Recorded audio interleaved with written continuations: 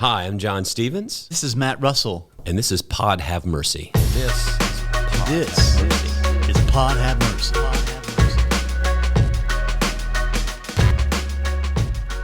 Well, Matt, I don't know if you knew this, but there's a lot of things going on in the world. Yes. And one of the big things that I think is on a lot of people's mind. The Texas Tech game. Yes, well, that's good. Did they play? No. Yeah, they always are playing, but they always break my heart. Yeah. But that's not what's on everybody's Well, mind. and I think also last night I was with a Texas Longhorn and a Baylor Bear, so that's going to be like a coin flip toss, I think, this week. Yeah. Which Texas is not happy about, but yeah, I mean, there's a lot going on in the world, but everything, I thought this week and next week you and I would spend some time talking about the election. Yeah. Because then there's that. whether we want to stick our heads in the sand or not, we don't have a choice. The reality is this is kind of like the centerpiece of a lot of things for people. And it's in the midst of, what was the thing you showed me? There's ordinary stress and anxiety. Yeah. Then there's COVID stress and anxiety. Then there's work stress and anxiety. Then there's economic stress and anxiety. Then there's racial recalibration stress and anxiety. And then there's fill in the blank anxiety and fill in the blank. And then there's this huge election, which a lot of people are putting a lot of Angst. It's just, it's a lot of Existential added angst. anxiety. Are you anxious about the election? No, I'm not. I mean, I think that something you said a couple weeks ago, and something I think I've learned over time, is that particularly as I've realized, I think I am a Christian, and that because of that, those things come and go, but the call to live in a particular way in the world, is what we're called to be and be shaped by. And so I think some of that is alleviated. You said something last week or a couple weeks ago about, really who wins the election. It doesn't matter who wins. It doesn't. Our calling is still Now, the a same. lot of people don't agree with that statement. Sure. And they have very passionate reasons for why Yeah. they don't agree with that statement. But let's, we live in the moment and we only seem to know what we know in front of us. But let's pull back a little bit. Yeah, maybe we need to unpack what we mean by it doesn't matter. 2,000 years of Christian history, right? Right. And then we can even pull back to 4,000 years of Judeo-Christian history. But let's just with Christianity.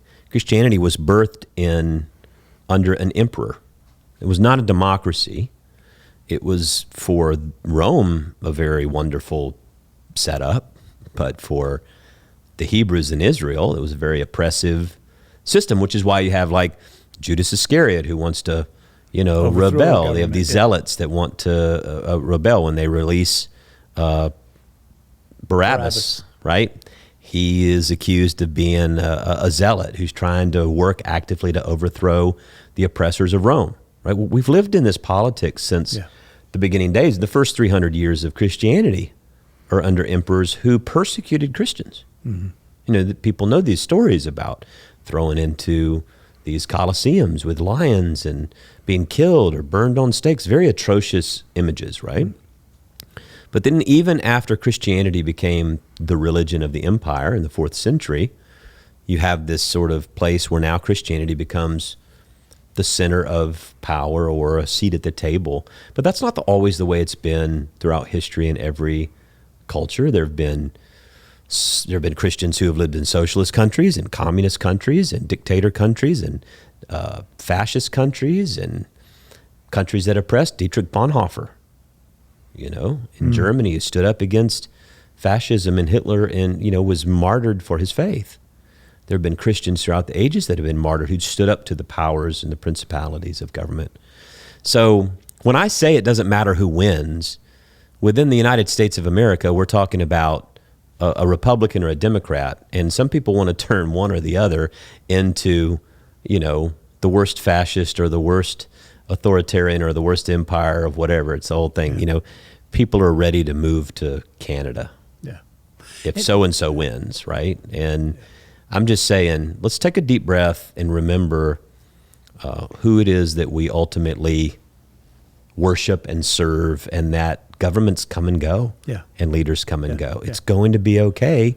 May not be your preferred candidate, may not be your preferred party, it's going to be okay. Yeah. And I also think that then our calling and our work as a community at Chapelwood doesn't change. There, as I look at it, say the work that we're doing in the school systems, there's still work to be done among kids. There's still work to be done among food issues in our community. There's still work to be done in terms of helping folks kind of scale up to better paying jobs for more sustainable family life. All those things won't change. And so there's a sense in which at the top, there's some things that matter about that. I get that.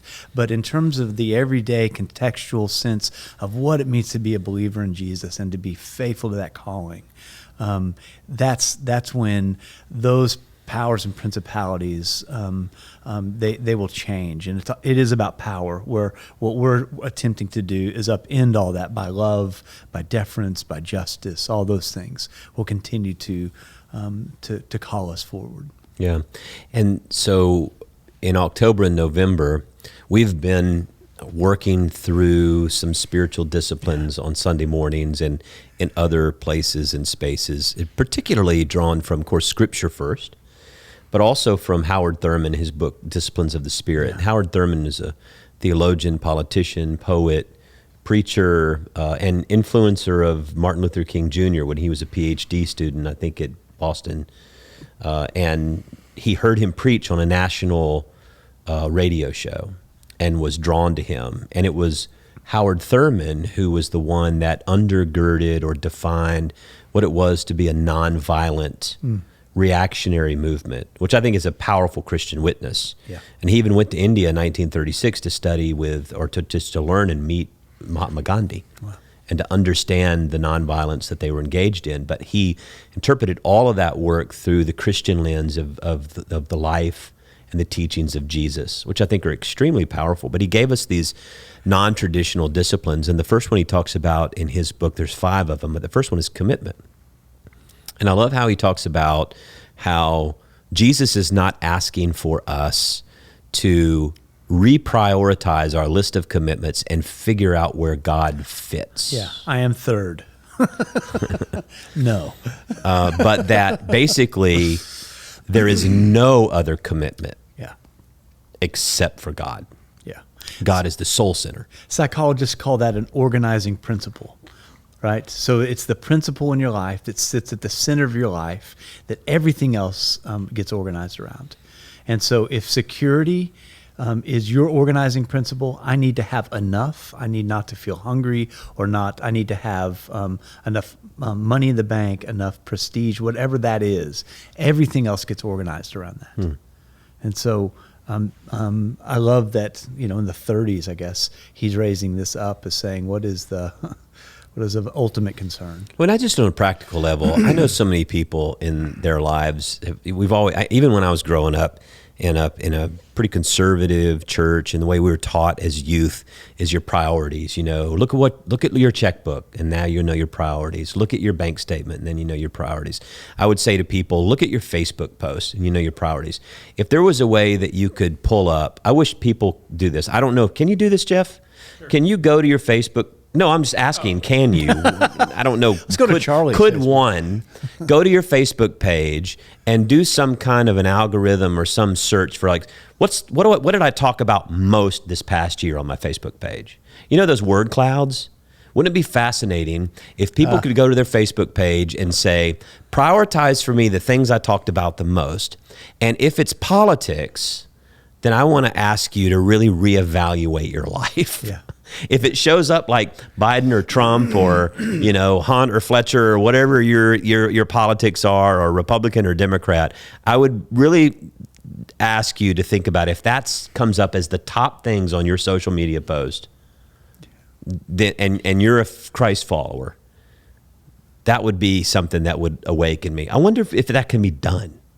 I think it comes back to your algorithm and your echo chamber of what you've been talking about comes back to you. So if you primarily see Trump as whatever or Biden as whatever, that's probably what you've been talking about or engaging with. Well, Facebook picks up your algorithm, so you're going to see articles that are based on what you post and you believe. So what's going to happen is when you go to your Facebook, your social media, your Twitter, or whatever else, you are seeing things that you already agree with. And you're going to go, hey, everybody thinks the way I do. Yeah. Have you seen The Social Dilemma, the Netflix No, I have documentary? not. That is worth seeing. I think in some ways it's like this prophetic unmasking of the kind of world that we have created and constructed, and it's fantastic. It's on Netflix. It's called The Social Dilemma. It's made me rethink all of that, particularly as it relates to my kids, and just to realize that they're out, that this generation's outside less.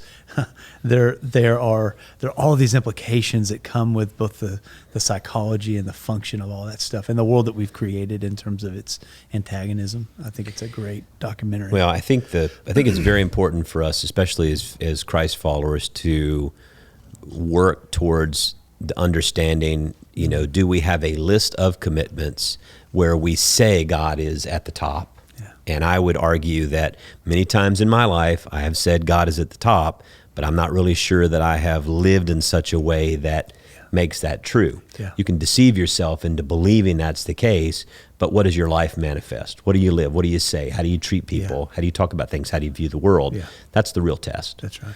And I think the other thing is thinking in terms of where it starts. The commitment begins inside of our lives, not outside. So those three questions in that first chapter he talks about with commitment are, who am I, what do I want, and how do I propose to get what I want? We talked about this last week. And he said you have to start with who am I, because if you start with what do I want, you're going to be driven by selfish motivation. Yeah. So if I start with what do I want, if that's the question I start with, that's an exterior question. Everything's focused on the outside. What do I want is going to lean you to a certain ideology. It's going to be greed. It's going to be control. It's going to be power. It's going to be your influence of what you want to see happen. And what he says is you can't start with that. You got to start with who are you?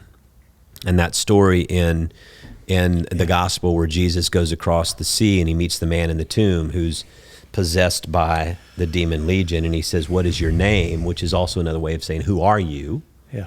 And he says, my name is Legion, for we are many. And he has no sense of grounded center. He has no unified identity. He's torn and asunder in so many different ways that he has no sense of who he is. And so it's this fixing that first. Yeah. Which I think is like super interesting when you preached on that this week. There's a guy named Zygmunt Bauman, who I think you ought to name your grandson that. Zygmunt. I like that. I think he'll do well. But his name is Zygmunt Bauman. He wrote a book called Liquid Modernity, which says that like when you had these when you had back in the old days when I was young, you had these identities that were fixed. You kind of knew who you were, but because of modernity, there's all these options that we're given as people to be. And so our identity is not fixed. It's extremely fluid. And so I think most people feel like Legion, that we can, because we are many, right? There's who am I supposed to be? Well, it's whoever I'm around. And so I can code switch. I can shift who I am. I'm not really sure about that because modernity has given us so many options, right? And being a Christian is one of those options. And that's supposed to kind of coat all the other options and make them kind of hold together. But I think because of that, most folks walk around in this day and age feeling like Legion. Who am I, right? And I think that's why that gospel you preached on last week was like super profound for me to realize that Christianity isn't to be the one that coats it all. It is to be the defining one, and that's the lost art of following Jesus. I think that's not about an evacuation plan. Yeah, I think the we haven't worked through all of these chapters and through all of these themes which intersect in Scripture. That one with the story of the man with Legion, possessed by Legion. But I love how at the end of the story, when the demon is cast out and he has this sense of unified purpose, now he knows who he is, and now he knows what he wants. He wants to share the good news, and how he proposes to do it initially is, I want to go with you, Jesus. And Jesus realizes, I think was powerful, and it doesn't say it specifically in the text, but he's like, no, you're not coming with me. Yeah. And I think what he's saying is, because if you come with me, you're just going to sit beside me and you're going to be in my shadow. You're going to have a bigger platform. I'm sending you home. Mm-hmm. And the scripture says that from there, for the rest of his days, he proclaimed the good news of all the things that had happened to him about Jesus in all the Decapolis. Well, the Decapolis was this huge 10-city geographic region. So his influence was huge. His influence actually was bigger than the geographical, spatial influence of Jesus himself. Right. It's crazy. And all because Jesus delivered him a sense he knew he was. And so then what he became clarified out of that relationship instead of what he wanted, instead of what he needed. And I think that's important for all of us. I think, Thurman goes on in the other chapters, and we won't be able to get to all of them, but I know you all have been working in storyboarding on in this new digital worship experience that we're playing around with. Yeah. About some stuff in wisdom and stature, but he talks in his second what's the word, chapter on wisdom and stature, and he divides it into a couple of different things. But he talks about time first. But what I found fascinating was these 3 elements of wisdom. They're up there on that TV screen, and he says, first, wisdom comes from a reflective stance, the willingness and ability to reflect on life as it happens around us and reflect on your own experience. I just don't get the sense that people are very reflective anymore. Yeah. True. I think there's a lot of people who think they are wise and they're not very wise. Yeah. Right. Yes. I think there's some folks that I know that because they have they're able to recall a lot of information quickly and then patch that together, that they think that that's wisdom. But if it is really about reflection and it's taking a reflective stance, and we've talked about this before, then this whole spiritual discipline of curiosity then stands central to wisdom. Asking questions, being super curious about why I have what Paul says. Why do I do the things I don't want to do? That's a freaking great question, right? Yeah. It's not just rhetorical, but it's also reflective. Why do I do this? Why do I feel this? Why is this happening in the world? And becoming curious. Why do you feel that way? It's the art of asking good and curious questions. That's weird. I always thought that he was being dramatic, but to think that he's actually being reflective in that moment is interesting. It's different for me. I don't know how reflective he always was, but I thought he was like, why do I do these things? So have y'all watched the show Ted Lasso? Oh, love me some Ted Lasso. He has this quote towards the end of the season where he is in a dart competition with the guy and darts, like in the English pub. And he just has this great thing that I think has to do with wisdom. He goes, guys have underestimated my whole life, and for years I never understood why. And it used to really bother me. Then one day I was driving my little boy to school, and I saw this quote by Walt Whitman painting on the wall, and it said, "Be curious, not judgmental." I like that. So I get back in my car, I'm driving to work, and all of a sudden it hits me. All the fellas that used to belittle me, not a single one of them are curious. And I thought, they had everything all figured out. So they judge everything, they judge everyone. I realized they were underestimating me. Who I was had nothing to do with it. Because if they were curious, they would have asked questions like, questions, have you played a lot of darts, Ted? To which I would have answered, yes, sir, every Sunday afternoon at a sports bar with my dad from 10 to 16. And then he goes, barbecue sauce, and he wins the dart. And it's like, I love the quote because he's basically saying, I've been around these people who are not wise, and they're not curious. I think we don't live in a culture where people are curious anymore. We just take the data or the information that's been given to us, and we just wholeheartedly, if it's confirmed with our worldview or our thought process, we take it in. Yep. And if it's not, we kick it out. That's right. And I know as a history major and a religious studies minor in college, a liberal arts education, you were taught to be curious, to investigate, to question. Yes. No one seems to do that, and social media doesn't help in that. No, it does not cultivate that, right? I mean, that's why I think competition and wisdom cannot reside in the same space. Because if I'm attempting to compete, which is to one up, which is to assert myself, it's not taking the stance of reflection. And so reflection, then a reflexive stance says, I have to open myself up, not dominate. And wisdom doesn't come from domination. It has to come through that it's a different posture that one assumes, which needs you, which needs other folks. Well, and the second quality of wisdom is that it has an element of integrated living. And what that means is I have in mind that wisdom works the fruit of my reflective understanding into my actual life experience. Wisdom should always be lived out in your actual life. It becomes a part of the way you live in the world. And so people who think they are wise and yet it never translates into their life, that's not wise. Wisdom. No. That's self-importance is what it is. Yeah. It's like, I think I know better than anyone else, but I don't have to actually practice what I preach. Yeah, right. It's one of the reasons why it's troubling as you preach the gospel in these days and you run across these key themes that have been from the beginning to the end, Old Testament, New Testament, around justice and compassion and mercy and kindness and gentleness and self-control. And our culture's like, no, we don't have anything to do with those qualities. And so if you're preaching those qualities, you're attacking me, or you're attacking my candidate or my person or my viewpoint. So you're being too political, and therefore I'm going to cut you off. And I'm thinking, this is really not a good place to be as a society and as faith followers, Christ followers. No. There's no wisdom there. Yeah. The other thing about that integrative piece, John, I think is interesting to me, is it's just riffing off of Paul a little. If he says, why do I do the things I don't want to do?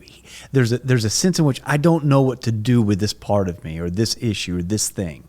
And there's a couple stances we can take to those things that we don't know what to do with. We can turn towards it and open ourselves up. We can turn against it and attack, or we can turn away. Right? And walk away. And integration says, I don't know what to do with this.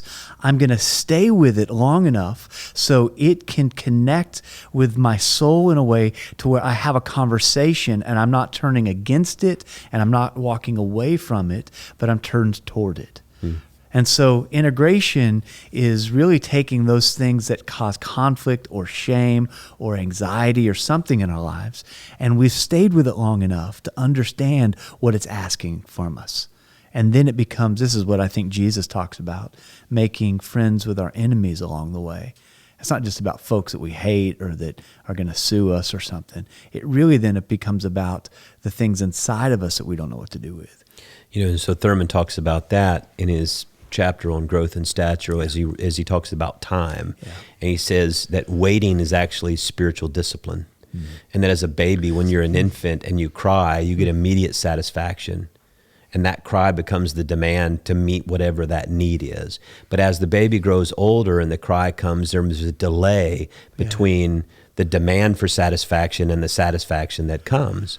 And so a baby may cry and realize, well, no one's coming to meet my needs, so we stop. But as soon as we hear a noise in the other room, we don't know this at the time, we cry again because we're crying out for that thing. And he says that as we grow older, the delay between what we want to have us satisfied and receiving that grows longer. And it should. And that's the discipline of waiting and time that helps us to process and think through things, that we don't have immediate gratification. He says that's all thrown into a mess when the grandparents come, because the parents are teaching to wean you off of things and to grow up, and grandpa's like, no, that child needs some food or whatever. We're going to give that child what she wants right now. It doesn't matter. Not going to make that child wait. Yeah. And I think, again, there are grown adults in this world who have never understood spiritual waiting, time, to sit in conflict and chaos and not get it resolved in the moment, but to sit and be present in it and to work out with fear and trembling their own sense of how do I fit in this moment of chaos when I'm not in control? And how do I now rely even more on God, on the Holy Spirit in this moment when my particular candidate does or does not win, or my particular party does or does not win? Can I sit in this and go, It's going to be okay because I'm grounded in something way bigger than all of that. Yeah. Yeah. That's good. I think the last thing I'll say to today is, he talks about wisdom always carries with it a basic humility. You will almost never find wisdom in a narcissist or a person with an inflated sense of self. A wise person will never tell you they are wise, but their wisdom is evident to everyone. I love that. And I think that if we're going to find space in this where we find healing and wholeness in the midst of this election, which is very, divisive on a lot of areas by a lot of people, is that no matter where you fall in this, no matter what happens, can you find a place where there's redemption, reconciliation, where there's humility, and where you can learn to be a Christian in this new reality that may not be the reality you scripted, but I think of all the Christians through all the years, I think of even of the life of Jesus, who knew what his purpose was, and he knew who he was, but he didn't always get to draw the way to it. Yeah. He was led, arrested, dragged out, beaten, and then killed, and it wasn't what he scripted out. Yeah. Yeah. And yet God worked the greatest act of reconciliation and salvation and renewal through this moment where Christ himself humbles himself to be a servant and to suffer and to die for us all. That's beautiful. I think that humility and wisdom are walk hand in hand because, at least in my experience, that humility comes from a pain and from a brokenness and from something that hasn't worked out, that hasn't right-sized. There's almost sometimes humility and humiliation seem to have walked closely together, in those experiences. And so a narcissist or a person that's really puffed up will always be trying to put on an air about something, where humility understands that at the core of us, we're all born broken. It's the Stephen Fry. We were all born broken. We live by mending. God's grace is the glue. And so that's where I think that then wisdom comes out of that broken, vulnerable spot that really then is open and curious about your brokenness and your vulnerability, and then we can share that, because wisdom is a we thing, right? It's a communal practice. It's never sits in one person. It's really is a communal practice that we all get to partake in the communion of saints. Well, we need wisdom. We need godliness. So, all right. So next we're going to talk about some tips and some tools for how to prepare for the election. Yeehaw. So we've got the spiritual disciplines in place. Yes. Next week we'll talk more specifically about all of that. So, I'm just ready for it to be over. Yeah. So we can focus on other things. Are you? I am too. I've been, it's been an odd thing being in COVID, and then trying to also manage all of the information, when you're kind of locked down, and so yeah, I'm looking forward to kind of being on the other side of the tension. We'll get there. Whatever that is. Well, I'm John Stevens. I'm Matt Russell. And this is Pod Have Mercy.